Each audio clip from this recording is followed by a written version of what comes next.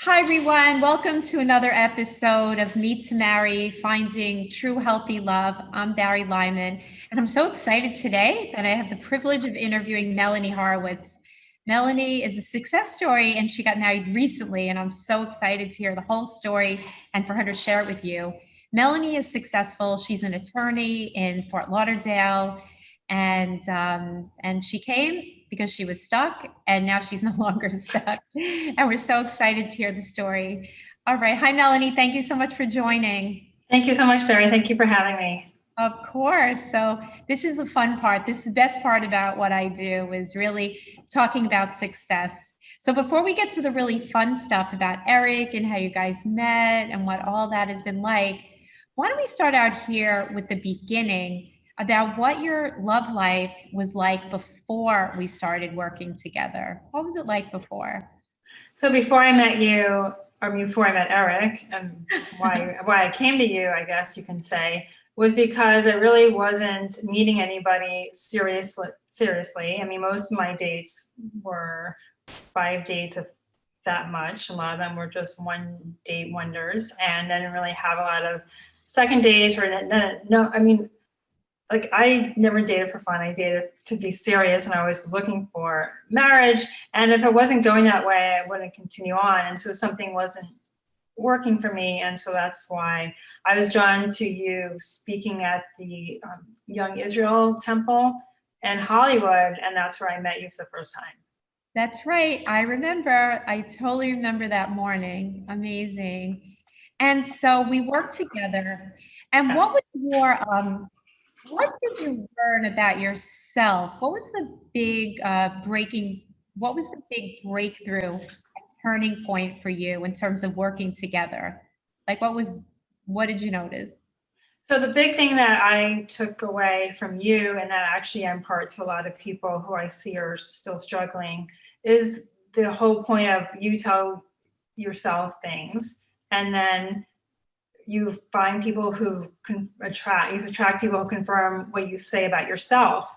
And so for me, what I learned was that I guess I believed I was alone, or I should be alone, because I always took care of myself, and no one, and everyone I met really didn't want a relationship. So that really confirmed it. So you showed me how to change my empowering statement, and then I looked at that, and I had a lot of alerts on my phone, and it really helped me change who I attracted, and I met Eric.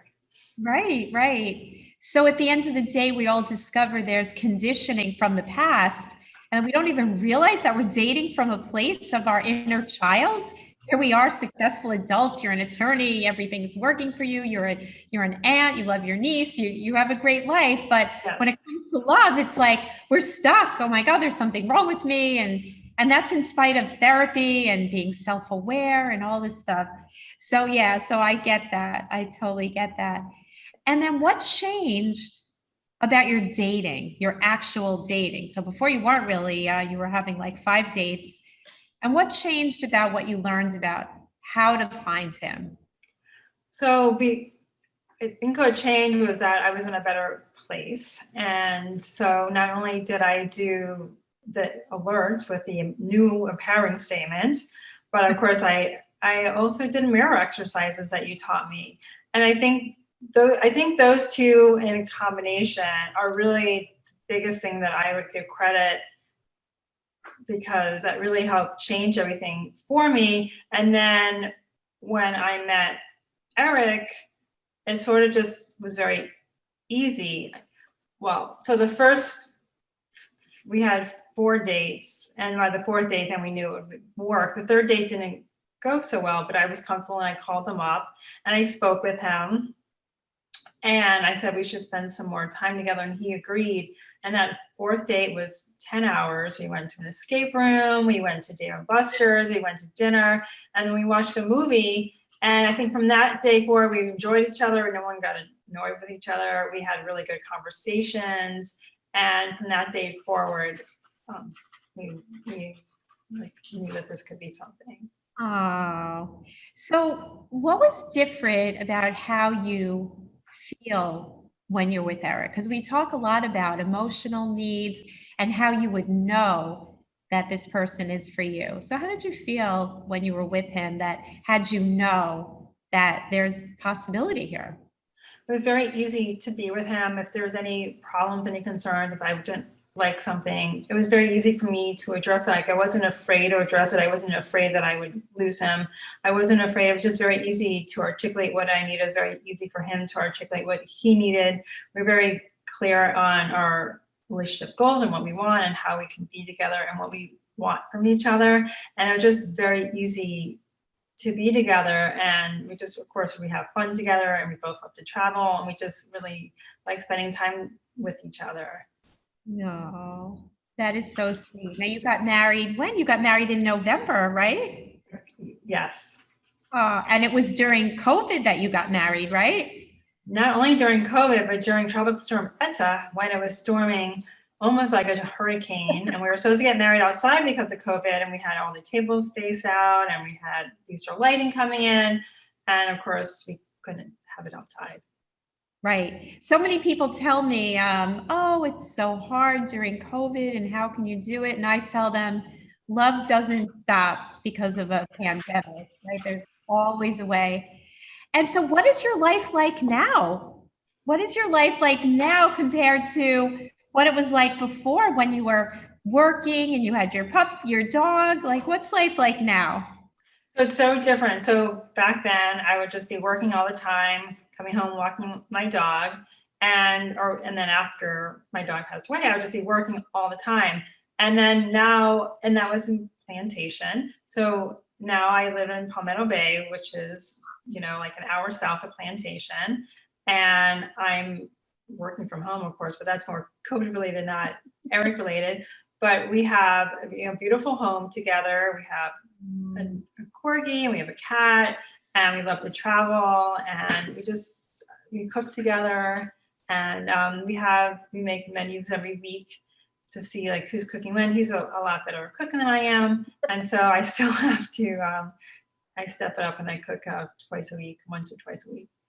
Oh, it's so nice. It's such a difference when you've been by yourself for a long time and you're always working and all of that. Life is so different. I find it so much better. And even those simple things like cuddling up and watching Netflix or cooking and just being together, especially during the pandemic when we're home so much. So that is so sweet. Yes. Now, how old were you when you got married? 51. So there you have it. There you have it. We have a lot of people like you, Melanie, who get married, 48, 49, 50 in their 50s. And that's your first time, right? Yes. Oh, that's amazing. That's wonderful. So it really shows that once you make up your mind and you get committed to finding that person and you do the work, and you did the work, you definitely did the work because our process is very deep. It's not surface. And had you tried other things before we met? I must have read about 1 million books. And I mean, when I moved into Eric's house, I mean, he didn't realize how many books on being single and what to do and what to say and what this means, what that means. I had so many, I really probably could have sold them all, but I just donated them to the library. So I think that was a key thing I did. And I tried different things and I had friends help me with the profiles. I mean, I never gave up and I helped a lot of other people find love by helping them with their profiles. But for me, I wasn't getting the same success. Right. So often we do a lot of things. It was the same with me and most of our clients is we try so many different things that are well-intentioned, books and therapy. But those things I find to be very conceptual, rules-based and what to say and what not to say. Right. So, yeah. And so that's very, very prototypical. So it's so exciting. So what would you want other singles to know who are still struggling about taking the plunge and getting the right help, making a real plan? I think the key thing that they need to be aware of is to be aware of what they tell themselves, because a lot of people do date very similar people, just like you had talked about, And so I do point that out to people. I do that often. So I think that's really important. People don't realize it, and the voices they tell themselves are what's causing them not to meet the right relationship that will bring them success and love. Right, right, exactly. It really is. And even sometimes we even know what we're telling ourselves, like, oh my God, maybe there's something wrong with me, or maybe it's not my time. But then the question really is, how do you change that whole paradigm? How do you change that voice? Because we could meditate and pray or say, oh, that's not true, but we're still being run by something very deep from the past that we have to transcend on the right steps and in the right order. If not, it doesn't change, right? Exactly. And there's so many people that I talk to and said there's nobody out there, or Oh, I can't. So like that always drives me crazy. Like, and now I'm even more aware of that because of talking to you. Because I mean, it's like a self-fulfilling prophecy. I mean, they're making it like no one's coming to them.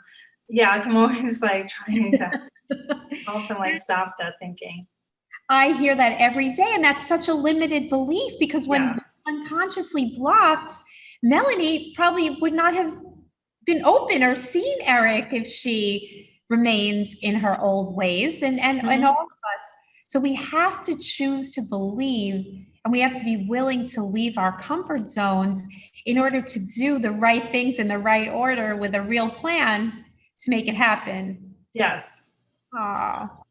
So what are you excited about? Like, what are you and Eric like? What are you looking forward to in the future? Married lady now? Yeah, well, we have our dream honeymoon coming up in the fall.